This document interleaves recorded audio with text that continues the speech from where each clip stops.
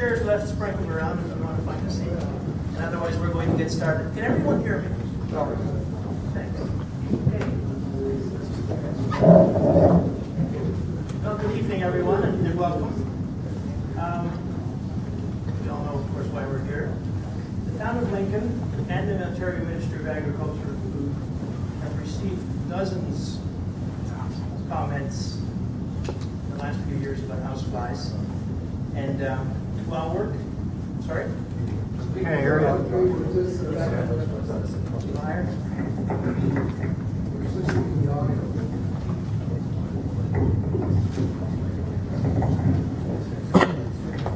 right. It's like the sound system we have at Town Hall.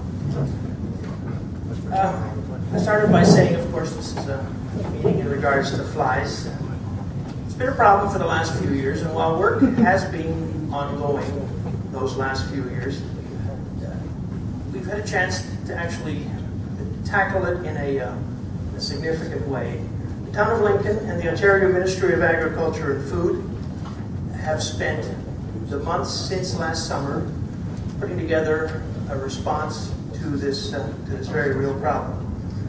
We've done that by bringing in some local experience and others with hands-on experience to form both a steering committee of local residents that understand that there are local impacts to this problem, and a technical committee to find new ways to control flies on local farms. Partnered with the University of Guelph and brought in the research expertise of Dr. Simon Lachance and master's candidate Justine Scheel. I will leave the particulars of their research methods for them to share. There'll be a presentation from them later about this program.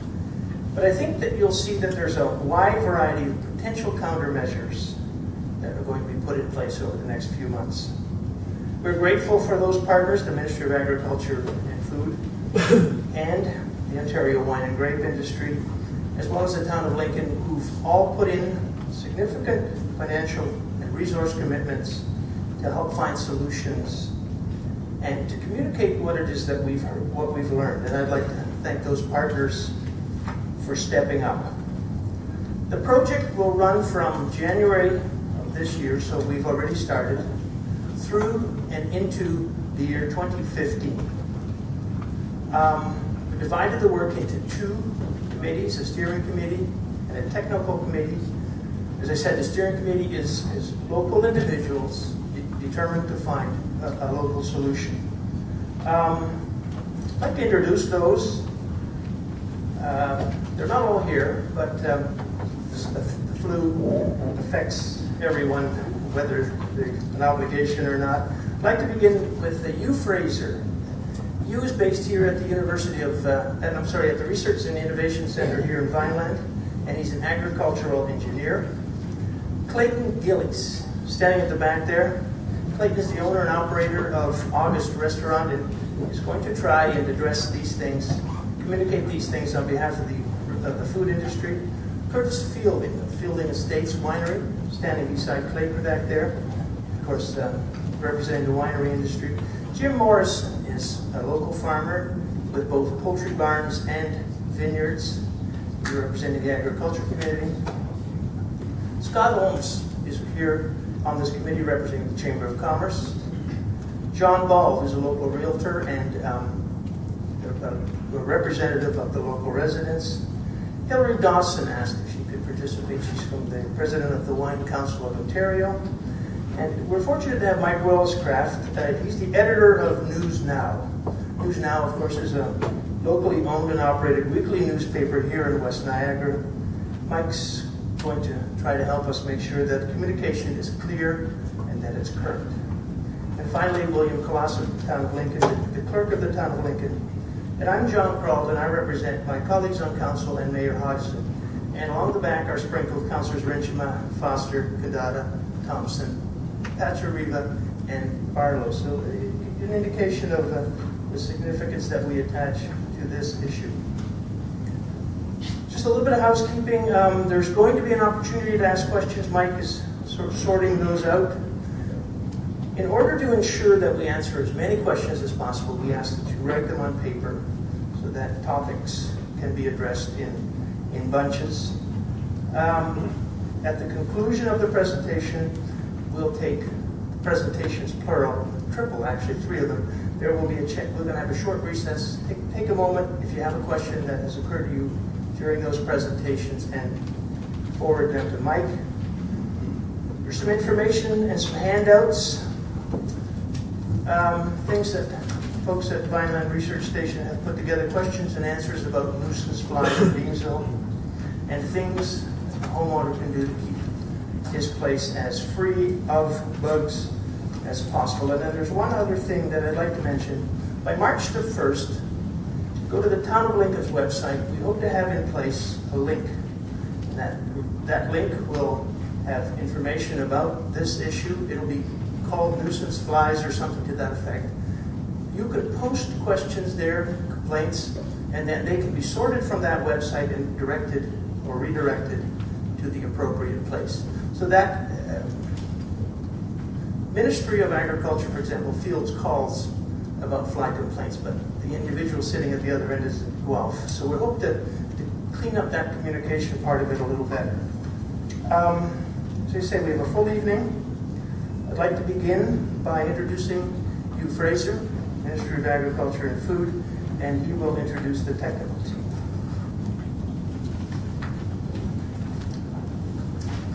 Good, thanks, John. Good evening, everybody. How's everybody doing tonight? Glad to see you came out on a terrible night. I hear it's getting a little bit worse out there, so good to have you out here. So, the first thing I want to do here tonight is introduce our technical committee. Almost everybody is here. First of all, we've got, and I'm going to ask everybody to stand, so we got Dr. Simon Lachance. So Simon is a research scientist with the University of Guelph. He's an entomologist, so he works with insects, and he has 13 years of experience dealing mostly with controlling flies on farms. That's mainly what he does research work. We have Justine Scheel, who is back in the corner here. And Justine is a recent graduate with the University of Guelph with a degree in animal biology. And she's going to be working on this project with Simon as part of an environmental science master's degree. And Justine is hoping to eventually become a livestock veterinarian, and she's very keen on this project. We have Michael Short, who is at the back there. And Mike is an entomologist with 18 years of experience and an owner of a local consulting business, Eco Habitat Agri-Services, that works with local farmers on insect control. Then we have Al Dam, who is our provincial poultry specialist. Al is back in the corner. He's also with the Ministry of Agriculture and Food at Guelph, and he's been with the ministry 12 years. Dan Ward is our provincial poultry engineering specialist with the Ontario Ministry of Agriculture and Food out of Stratford, and Dan has also been with the ministry for 12 years. And as you know, my name is Hugh Fraser. I'm also an agricultural engineer with the Ontario Ministry of Agriculture and Food, and you can tell by the hair here that I've been around longer than 12 years, and I've been around with the ministry for since 1980, so I've been around a while. So the first thing that I'm going to be doing here tonight is kind of setting the stage for the evening. I'm going to be showing a very short presentation on the issue, and then Simon is going to be giving a presentation on what we plan to do in the project. So if you just bear with me while I get things started here.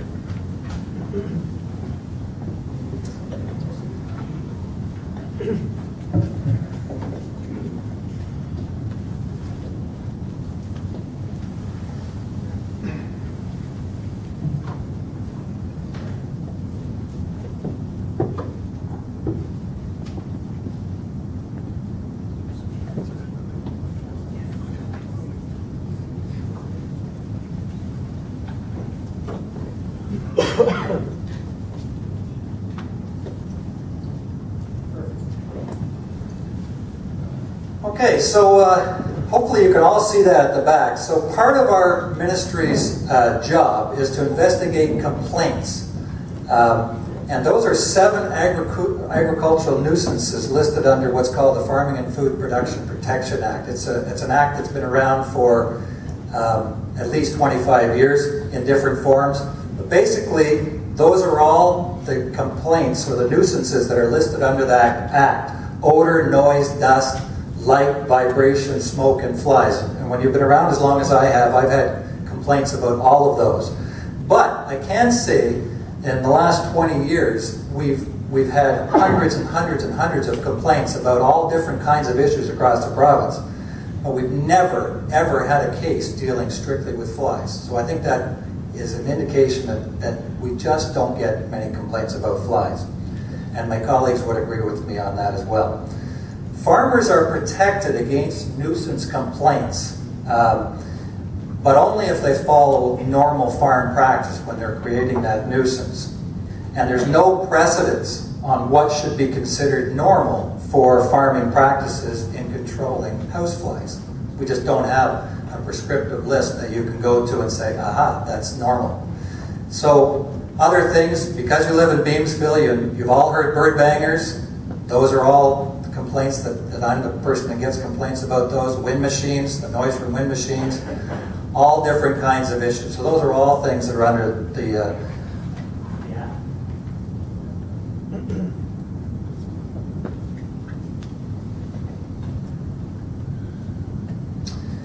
I want to point out that our housefly complaints are not just in Beamsville.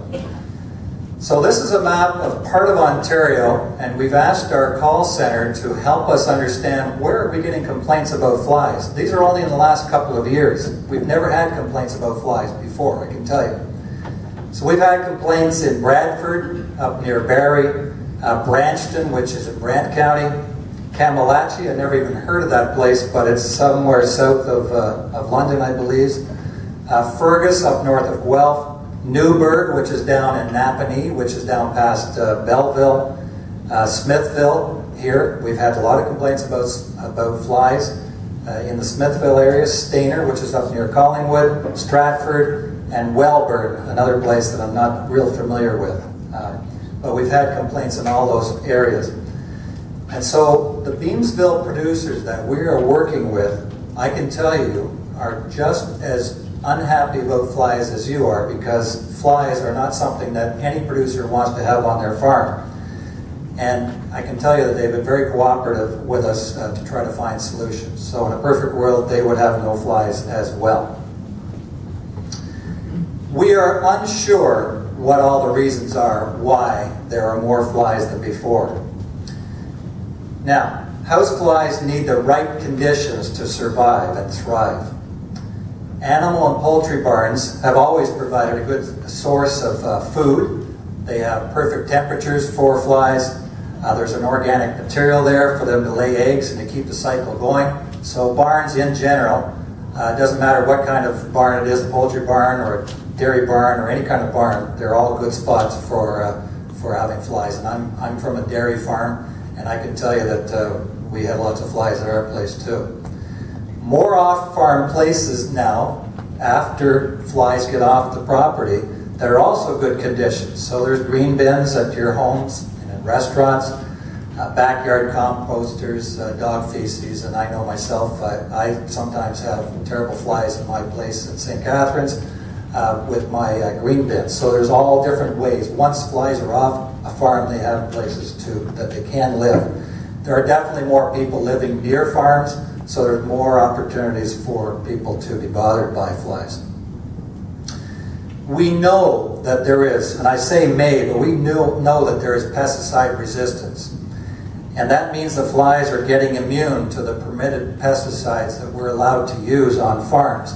And that would be just like antibiotics for people are not as effective as they once were. It's a resistance thing.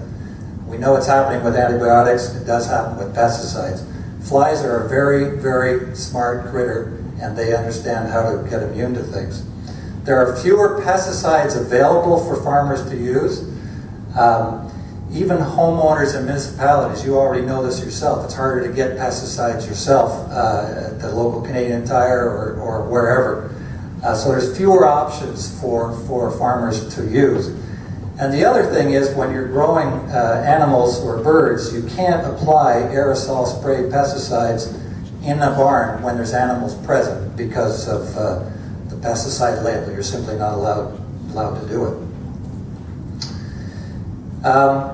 Recent summers and winters are warmer than normal, and I don't think anybody can disagree with that. The longer the season is, it means houseflies have more breeding cycles per year. And each one of those cycles is condensed. So when flies have the right conditions, their cycle can get very, very short. In the middle of the summer, the fly cycle is very, very short compared to what it would be in cooler weather. And so if the season is longer, they might just get one more cycle in there over that summer. And that might be the difference between having a lot of flies or just a few flies. We've also had warmer winters. And warmer winters allow more house flies to survive the winter and get a head start on spring breeding. So we do know that that's happening. It's a complex issue, and there's no one way to solve it. You can't simply spray and hope that it works, and you can't simply just swat them with something and hope it works. You have to have a very integrated approach with several different strategies, and that is what Simon is now going to tell us about in the research project that we've put in place. So Simon, do you want to come up here? I'll get your presentation going. Welcome everybody. Yes, what I'll be talking about is two things. So first of all, I'll continue a little bit on what you said about the biology, behavior of flies, and then I'll tell you about what are the different methods, and there's many of them that we will implement to control the flies at the farmer's operation, in hope to be able to implement that at all the different places where we can see many nuisance flies.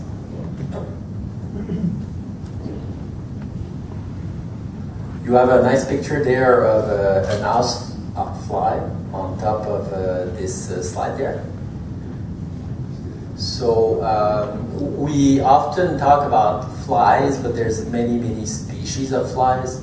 The most important one that has been seen here is the housefly, but at various places it can be cluster flies that are causing the problem. It could be face flies on places where, let's say, there's many animals that are grazing. So just so that you know, there's many different types of flies, but we will be concentrating on house flies because that's the one that's the major problem around the area here. And to recognize house fly, there's many distinct features, but one of them is really the 4 black lines on the thorax. That's one distinct feature. Again, I'm showing you some flies, 2 that really look alike. This is the biting staple fly and the housefly. So as you see, there's one major difference there. They really are similar, but the major difference is one is biting and the other one it does not bite. The housefly doesn't bite and the biting staple fly does. And as such, you see that there's the beak there for the staple fly. So staple flies, you might see 1 or 2 or a few around here, but really not common. They are more common around the dairy animals and around pastured animals. This is the what we call the proboscis, or the mouth parts of housefly. And the mouth parts of a housefly, it's really kind of like a sponge. So it will go, it's like a humid sponge, and will go and absorb some sugar and fat and proteins and absorb it, and really, so it really doesn't bite. It's really, and it needs to be things that it will, the fly will absorb, needs to be fairly wet, and the fly will wet it. A little bit on the life cycle of the flies. Most of the large flies, such as the staple flies or the one that I talked before, they have the similar life cycle as this one. So it means that they will lay some eggs. One female housefly can lay, usually it's in the range of like 300 to 400 eggs per female fly. Can go up to 500, 600, 700 eggs. So it's quite a bit, and they will have a lot of offspring from one single female. Then the egg will hatch into maggots, like the little white maggots. And depending on the fly, like some of them might have like little hairs or things that stick out of their body. But the housefly is pretty bland. There's no real distinctive feature. And it's really white with 3 different stages. So it will grow and change its external skeleton 3 times while it's a larvae, and then become a pupae. So it's like a same type of cycle as butterfly, where you see the chrysalid or the big pupae. So and usually you will find the larvae of the flies in a moist environment, in like between 60 to 80, 85% humidity. That's where the perfect breeding site for the larvae, like the maggots. And the pupae will be found on places that are a little bit drier than the 60 to 85% humidity.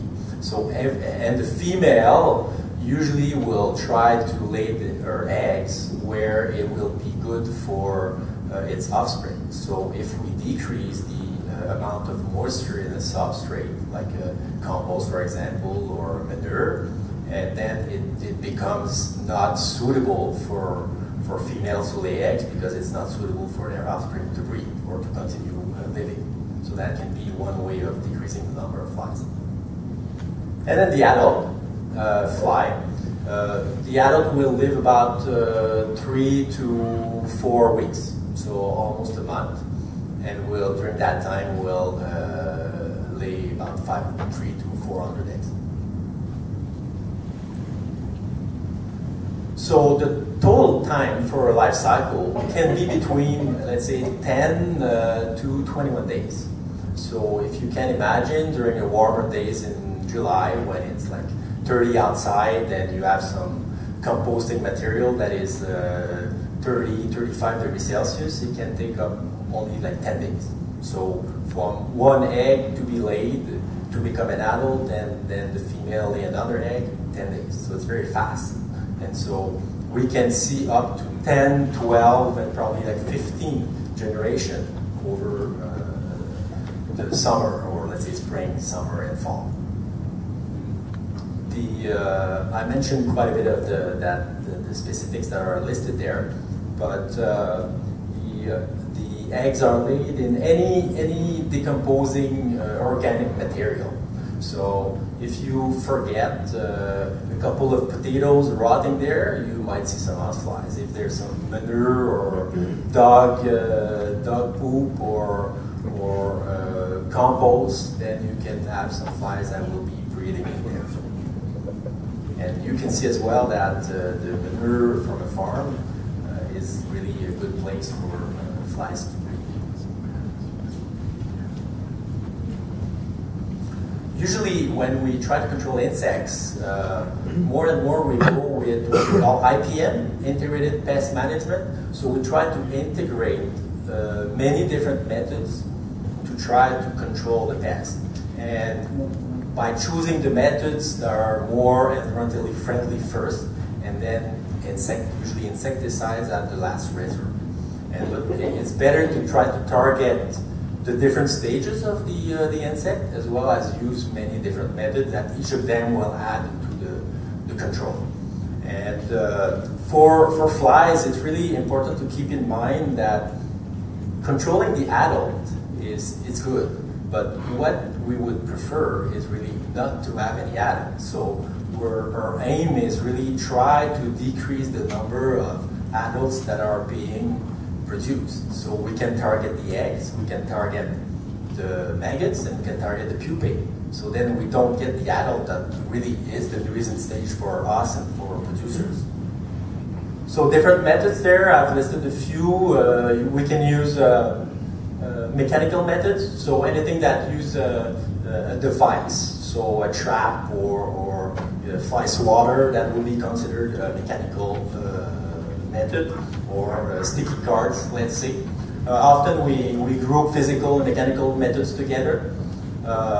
Exclusion would be a method of controlling. So all the screens we have in our homes, so that's considered like an exclusion method. It's part of a physical group of control methods. Then there's many different natural products that we can use. Anything that's used as a repellent, let's say, or what we propose to do as well is put some lime to change the acidity of the manure, and that to decrease its suitability for the flies. So that would be an example of using natural products to put in the manure or to control the flies. Then biological control methods is when we use a living organism to control another one. So we plan on using 2 different biological control agents. Well, I'll mention that a little bit later, but one is a little wasp, very, very tiny wasp. Actually, I just remember now, if you want to, at the end, come and look at all the specimens that I have there and some of the fact sheets that I brought, you're welcome to, and I'll be there to answer your questions. Then, at the last resort, we'll use synthetic insecticides, and there's a list of the different available here. There's more than that. So what we'll be doing is working with one producer and implementing various methods. We have an IPM program, so the various methods are all implemented in some of the barns to reduce the flies, as well as we will be testing specific ones at different places and as well in the lab to try to really come up with which one are the best and which one we should integrate to control as much as possible the flies. For sure, like, it's impossible that there be no flies. Like, it's impossible. But we can reduce the amount so that the nuisance is greatly reduced. I'm talking about lab studies. I do have a fly colony at the university, and so we breed flies to be able to actually control them. So we're able to put some control measures to the adults or the pupae or the larvae with our reared flies.